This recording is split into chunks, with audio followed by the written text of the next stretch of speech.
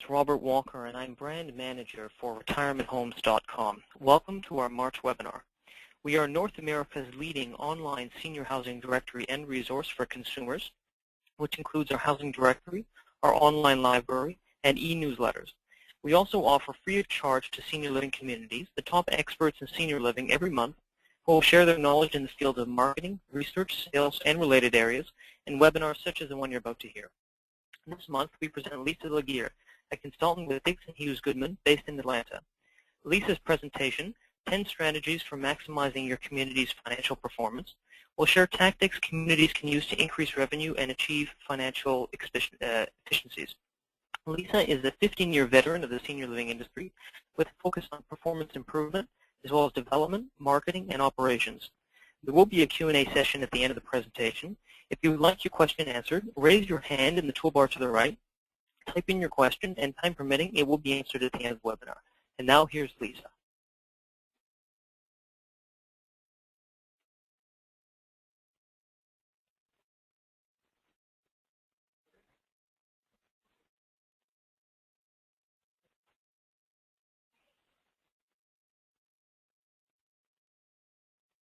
And here we go. Thanks for your patience, everyone.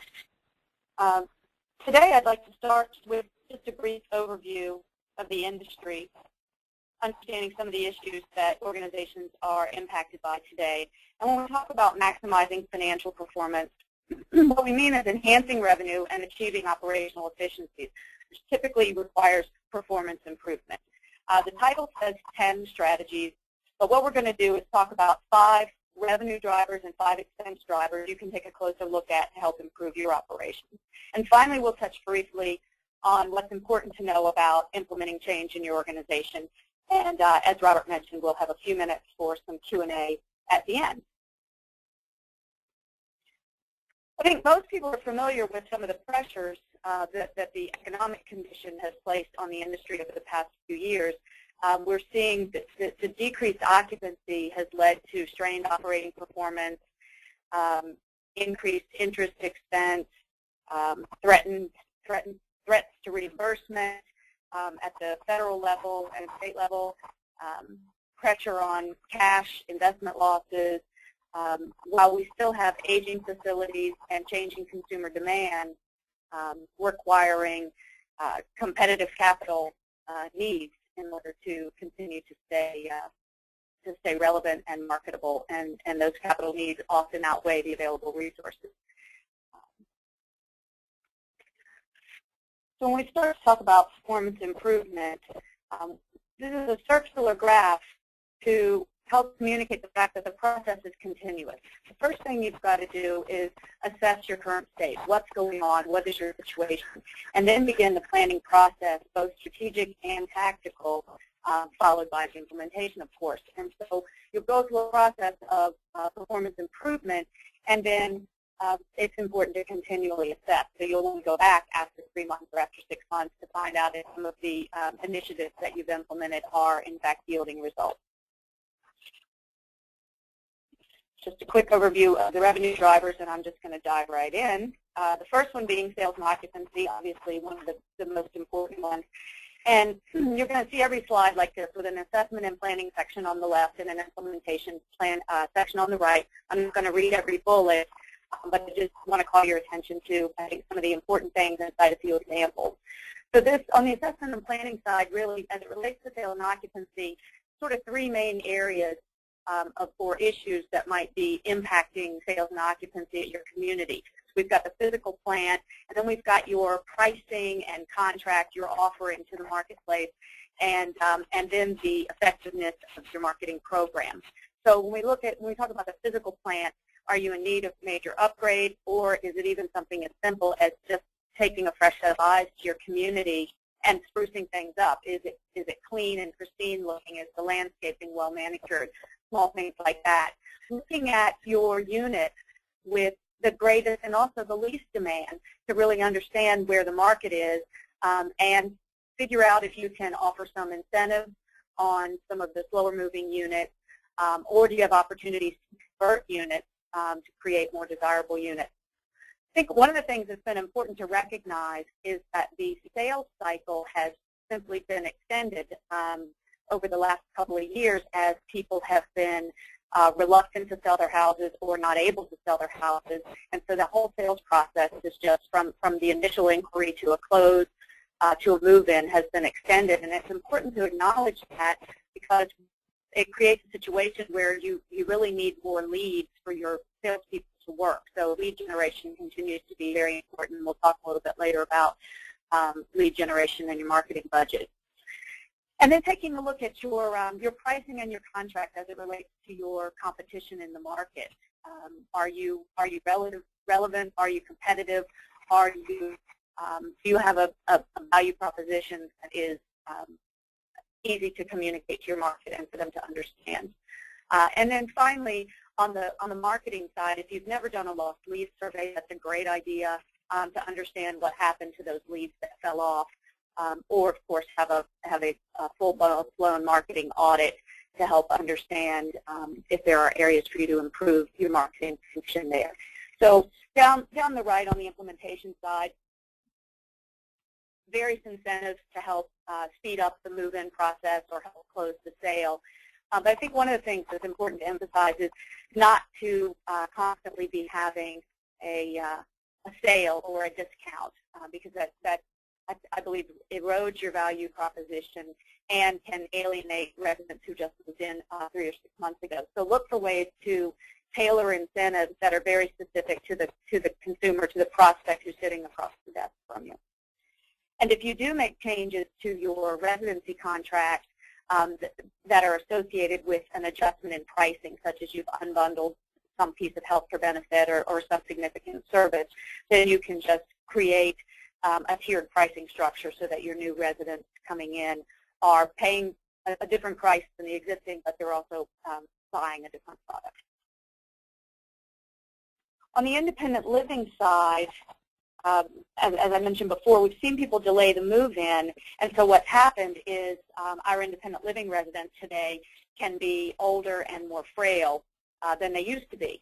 And so what they're coming in many cases already requiring sort of a higher level of care or attention or service that ends up manifesting itself in some service creep.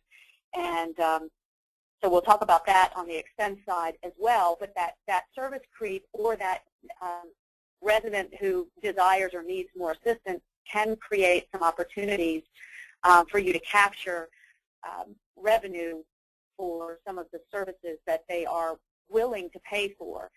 So it's important to keep an eye on your resident handbook and compare it to your contract to make sure that you are delivering what you committed to deliver, but also charging for things that are not included in your monthly fee.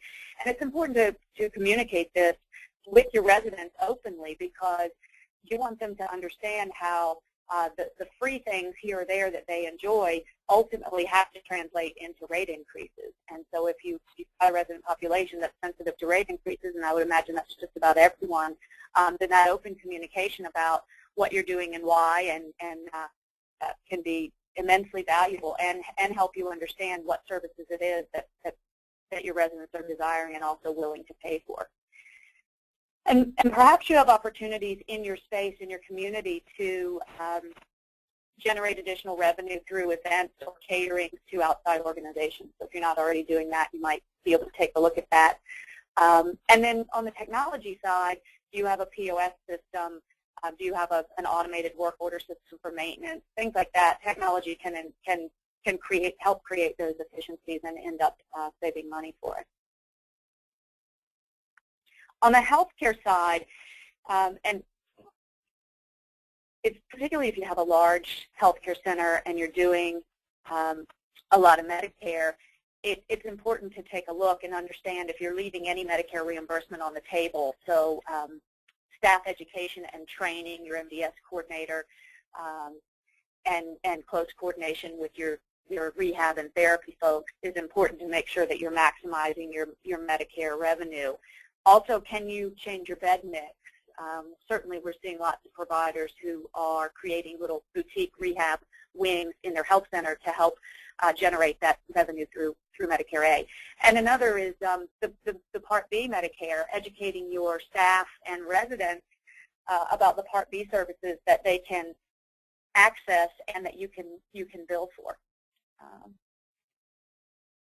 Many organizations struggle with moving residents through the continuum of care when it's time to move to a higher level of care. And so we want to make sure that we are involving our family early on in the process to help facilitate that when the time comes, because leaving a resident in independent living and then having to spend more labor, staff time, and energy looking in on that person or taking care of them, giving them a little extra care, is compromising your independent living population and limiting your revenue there on the healthcare side. So when we want to make sure that we're moving people through the continuum effectively. And so looking at our resident assessment on a regular basis and making sure that we're on top of that. And I know there are committees or stand-ups every day or lists that the nursing staff maintains, and the independent living staff rather, to identify residents who are probably in need of moving on to the next level of care.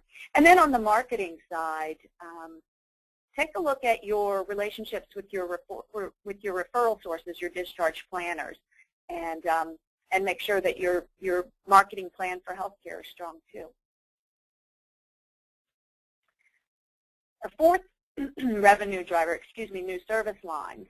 So we talked about this a little bit more earlier on the independent living side, just the concept of being able to introduce additional services that residents are willing to pay for. But this is really, we're talking about bigger stuff here, home and community-based services like Life Care Without Walls, a PACE program, companion care or home health care, any other kind of supportive services. So you don't have to build a new building to offer new services, and a lot of these services will help you expand your footprint in your geographic market area, and while you're cultivating the next generation of customers. So you can start small. An example I'll use is this waiting list. If you currently have a waiting list, take a look at what you charge people to be on the waiting list. Is there a real commitment? And consider creating sort of a membership where prospective residents would pay a significant amount, whatever you determine that to be on the waiting list, but that you're also creating value for them through services and amenities that they can access in your community. I know people do future resident events and things like that, but those are typically intended for people who have already made a commitment, haven't moved in yet. You're trying to get them involved in the community. But for the people who are sitting on your waiting list thinking that they're just not ready to move in and they're not advancing, they just want to hold their spot from a peace of mind standpoint, you can really engage them and bring them into your community and possibly be able to help serve them through any of these other service lines, a companion care or home health, or if you were to create a Life Care Without Walls type concept, so that you're serving people who may never actually occupy a unit in the community, but nonetheless it increases your market share. And so some of the things that you have to prepare for on the implementation side would just be to advance your information technology capabilities. So care tracking, documentation, and coordination becomes really important in order to operate some of those services, Life Care Without Walls, or services that are taking place outside your four walls. And also important if you are an organization that wants to position itself to be an attractive partner in a payment bundling arrangement or something like that with an acute care provider. And mergers, affiliations, and partnerships can provide a way to deliver a new service without having had to create that service from scratch. So partnering with another organization like a home care or even an affiliation or some relationship that allows you to provide more service, more value to your existing residents and the greater community are good considerations there. And finally, this doesn't feel like a revenue driver specifically, but so critically important to your success is the satisfaction of the people who live and work in your community. So no matter what you do it well and create raving fans. People will talk about it. It seems pretty simple, but we have to be deliberate about understanding our satisfaction among residents and among employees. So hire an independent organization to conduct your resident and employee satisfaction surveys. If you're a great place to work, your employees will talk about that, and they can help bring you other great employees. And so if you don't have an employee referral program in place that rewards your employees for bringing good hires in, then that's something you can look at. And on the resident referral program, I'm sure most communities have a referral program for residents, and that tends to be driven by the desires of the residents themselves in terms of what the reward is, whether it's cash or a discount or a free month or a donation to the charity of their choice. And then a referral source survey. Back to those discharge planners and anybody else who refers you residents, you could actually conduct that yourself just to understand there are different systems that various organizations use that their discharge planners, whether it's an automated system through a software or they fax or they telephone. But the mere act of reaching out to those referral sources and inviting their feedback, telling them you want to understand how you're doing and what you can do better, will go a long way to nurture and solidify your relationships with your referral sources, which are so important if you have a large health center particularly and rely on a lot of outside admissions. So the bottom line here with satisfaction is keeping good employees longer, which saves you money in the long run because you don't have the cost of hiring new people, and of course keeping residents happy so they'll bring their friends. There's a sneak peek at the expense drivers, and we'll dive right into those. Service creep we talked about at the beginning. While it's mostly, I think, around the managing the continuum of care, managing residents through the continuum, but also around some of those extra services that residents desire and are willing to pay for. So while it created opportunity back on the revenue side to package new services, it can be a big problem on the expense side if it's left unchecked. So we understand already that we have an older, frailer, independent living unit resident, and so we want to be carefully assessing that aging in place that's occurring in the independent living, and know when to move residents appropriately and have systems and policies in place to do that. But also recognize who your most valuable allies are when it comes to assessing residents, and it is your housekeepers and your maintenance folks and your beauty salon staff, your dining staff, people who are coming in contact on a regular basis with your residents, and so they will be the ones who can very easily notice changes in the resident or notice changes in the way they keep their apartment or their cottage or whatever their living arrangement is there in your community. So over time, the service creep can just snowball. So that's why it's important to manage effectively through that continuum of care, as difficult as that is to do sometimes. But when you've got, even if they're getting some sort of help in their unit on a home health care type basis, or they're just paying for a couple of hours of an aid or something like that, whatever your setup is at your community, if you offer that service on this more of a concierge care or catered living, there still comes a point when it's more effective for that resident to be cared for at a higher level of care, which is going to result in more revenue for you anyway. Labor expense is, of course, one of the most significant expenses, and so we want to be looking at our FTEs, or full-time equivalents per occupied unit, And if you haven't benchmarked yourself to similar organizations in the industry, that's a good place to start. And there are several sources that are either free or available at a nominal cost through Leading Age, through the American Seniors Housing Association. There's a State of Senior Housing, report, Assisted Living Federation surveys that can all help you understand how you compare to organizations like yours across the industry. And so once you've benchmarked yourself, then you can look at why you're different, understand why you're different if you are different. Maybe it's your operating philosophy or your program or your particular staffing. That's the way your organization operates. But what about the use of agency to fill in for nursing staff and your hours per patient day staffing? You want to look at those things closely to ensure that your nursing staff is appropriate to your daily census and to the acuity of the patients that you're caring for, and be prepared to adjust that, because that labor expense can quickly spiral out of control, and that staffing can sometimes be a difficult balance to achieve. But the use of agency is something that should be looked at carefully, and understand why. If you have a high use of agency, do you have that high use? Do you have unfilled positions that you're having to use agency to cover?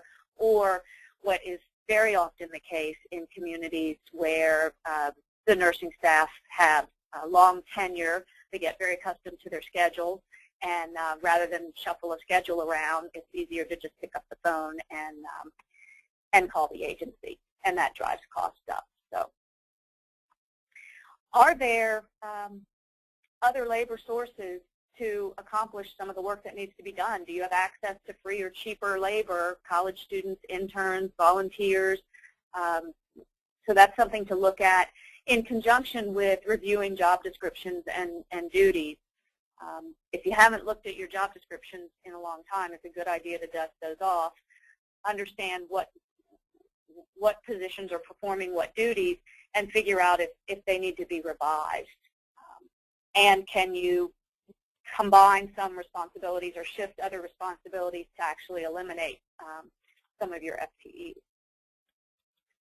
I think we talked before about automated systems, but it affects your labor expense, because if you have a point-of-sale system or you have the work order system, that does reduce your labor hours if people aren't having to fill out papers and carry them around to issue a work order or something like that.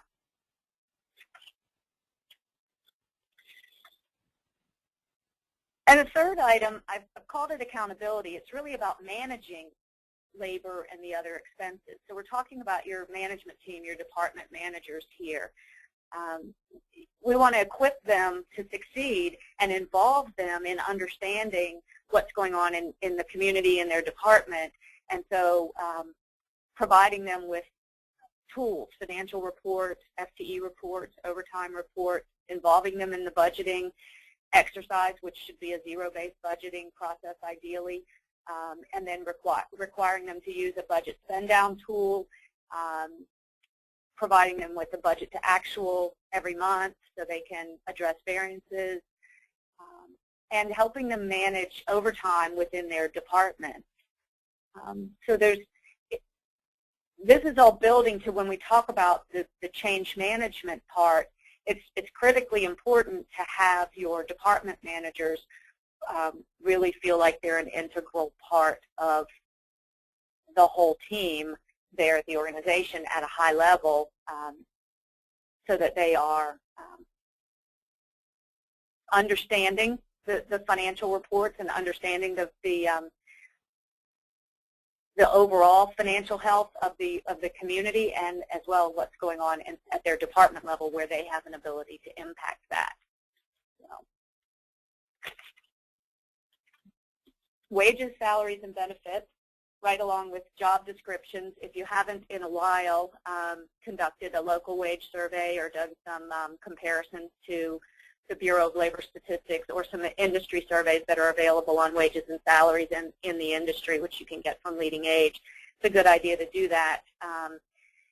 The benefits costs, and particularly health care costs, are increasing at a staggering rate, and so haven't looked at your benefit package or your health insurance, that's a good thing to take a look at, definitely on an annual basis, reviewing coverage terms, deductibles, limits, and things like that. Some of the unfun stuff to talk about with regard to wages, salaries, and benefits is pay for performance as opposed to an automatic annual increase every year. You may try a year where you don't get a raise automatically, where you really get paid for performance. Hiring freezes we've seen at some communities, and just allowing attrition through retirement to help you do some of that restructuring and redistribution of job duties. And one example would be here in the dining room. Many dining rooms or communities don't have an actual dining room manager, and so they typically use a lot of students as the wait staff, and it's helpful to put a lead server type person in there to function as a dining room manager, to really operate your dining room like a restaurant, where you have an early shift of wait staff and you have a later shift of wait staff, rather than having everyone show up at 3:30 or 4 and leave at 8. If you do it in a couple of shifts, then you can get the side work done and you can get people off the clock and moving. And it's the combination of lots of little things like that that just allow you to manage a little more tightly and control the labor expense, and then, of course, overall expense. And ideally, you're going to improve customer service when you have a mature lead server there who's kind of overseeing the dining experience. And finally, on the subject of the overtime or the agency use, hold the department managers accountable for overtime in their departments. And if that becomes a priority for them, then I assure you they'll have an impact on that, and be able to enjoy some celebrating of success when they can see month after month that they are, tackling the overtime and reducing the overtime. And finally, we want to talk about contracted services, everything that's outsourced, food spending, property liability insurance is another sort of contracted service. Your fire panel, elevator maintenance, some of those are long-term contracts. I know elevators can sometimes be 10-year contracts, but you definitely want to review those vendor contracts and shop them every year if that makes sense. If you feel like it may have moved enough on you, you want to look at that every year to make sure that you're getting the best deal on those things. Another significant opportunity for savings is a group purchasing organization, and I know that many people are part of GPOs, but what we discover is that people aren't maximizing the benefit or the savings there, because driving compliance can be difficult. If the vendors that your department managers or whoever's doing the ordering, if their preferred vendor is not part of the GPO, then they're going to be resistant to use the GPO. So your GPO representative is there to help you. And so if there's a particular vendor that you prefer to work with, be sure to talk to your GPO contact about that, because that's their job to help provide the vendors that you prefer to work with so that you can maximize the benefit of that relationship. And are you currently outsourcing some services that could be performed in-house with the proper training to employees? I know some of the outsourced services that we see organizations grappling with would be lawn care, as an example. Dining is a really big one. Do you use a dining service, or do you handle all that internally? And if you've never thought about it, it may be an opportunity to just evaluate what your overall costs are associated with delivering your dining program, and entertain a discussion or a proposal from one of the dining service providers, and take a look at what that might look like. And you might find that it is more cost effective, and you may find that it adds a whole new layer of appeal at your community. I know some of those organizations do some pretty exciting things in the food arena in communities. So, and again, communicate with your residents, because when you have to have that resident meeting to talk about a fee increase every year, ideally you don't want it to come as a surprise, and so communicating about what you're doing to assess your expenses and identify areas to improve there is just good dialogue to keep on going with residents. And next I'm going to show you a nifty tool to do some scenario planning. And this tool can be used for a number of things: budgeting, capital planning, if you're doing an expansion project, but also importantly, some financial stress testing. What if expenses are skyrocketing? What if we choose not to do an annual increase to fees? What if no one moves in for an entire year? What if my project opens 6 months late if I have a project? So this next tool I'm going to show you will give you an opportunity to experiment with some of those different scenarios, but also in thinking about the various revenue drivers and expense drivers. You may be sitting there saying, oh gosh, I know we need to look at X. And you can use a tool like this to help you understand what the impact is of some of the performance improvement initiatives that you might undertake. So what you see here on the screen is this financial dashboard, and there's a financial model behind it that drives it. But along the right, there are 3 key financial indicators there: debt service coverage ratio, days cash on hand, and operating margin. And so you may want to focus on your favorite key financial indicator over there, while I toggle some of the switches over here on the left. And I've got to move something on my screen so that I can see what's going on for you. Sorry. So over on the left, what we can modify or adjust or experiment with is occupancy, our monthly fees, rate increases, and expense per occupied unit. And we can do that for independent living. We can do it for assisted living, memory support, and this is just an example of a tool that we created for a particular client. So if you look over to the right, when I start to move the monthly service fee, you can see the bars start to raise over there. So you can play with, what if we increased it this amount or that amount, or what if we did away with a second person fee, or what if we doubled a second person fee, something like that. You can also experiment with rate increases. What if we hadn't increased rates for a while and then found ourselves having to increase rates significantly? What if our operating expenses were completely out of control? You're going to see 2013 is the one moving. You see your operating margin really declining down there in the bottom. So this is just a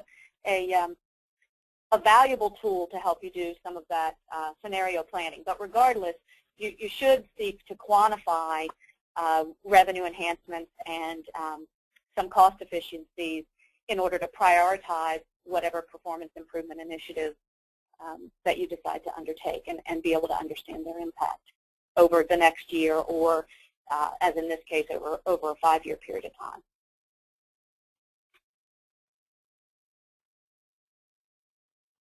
Oops. Okay. So now we'll talk a little bit about change. And we all know one thing about change is that it's difficult, and we don't like to do it. At least most of us don't like to do it. So people get pushed out of their comfort zone. It's very uncomfortable. John Cotter, in his book Leading Change, identifies urgency here as the most important component of the change process. And he explains that it manifests itself in only 2 ways.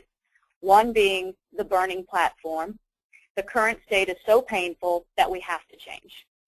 And the other being fleeting opportunity. The future looks so good, or some opportunity here is so good it can't be passed up.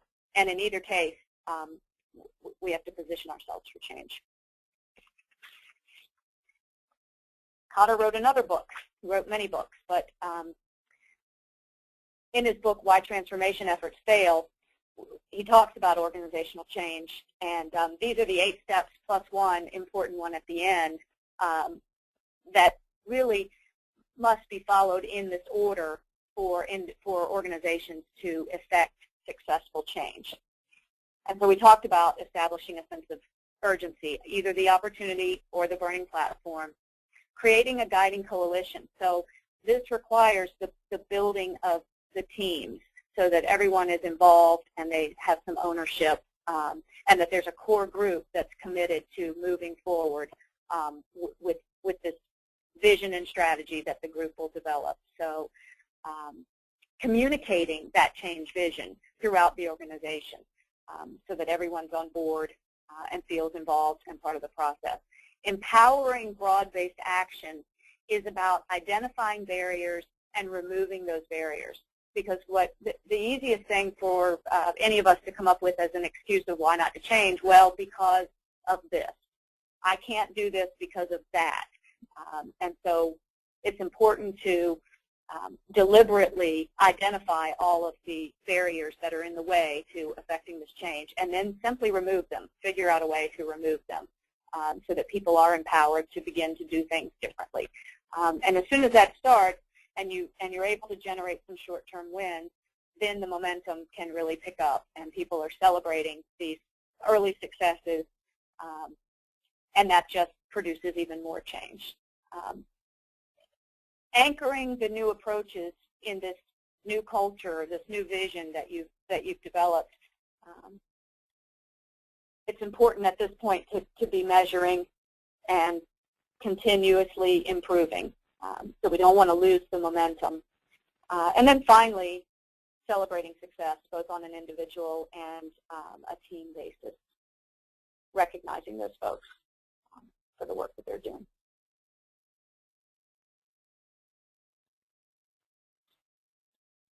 Wow, that was my last slide. I was afraid I wasn't going to get to everything. So I guess now we have time for some questions. Yes. Hi, Lisa. Can you hear me? Yes, I can. Hi. Great presentation. We have a couple questions here. Okay. First question we have is, what financial reports should be given to department managers?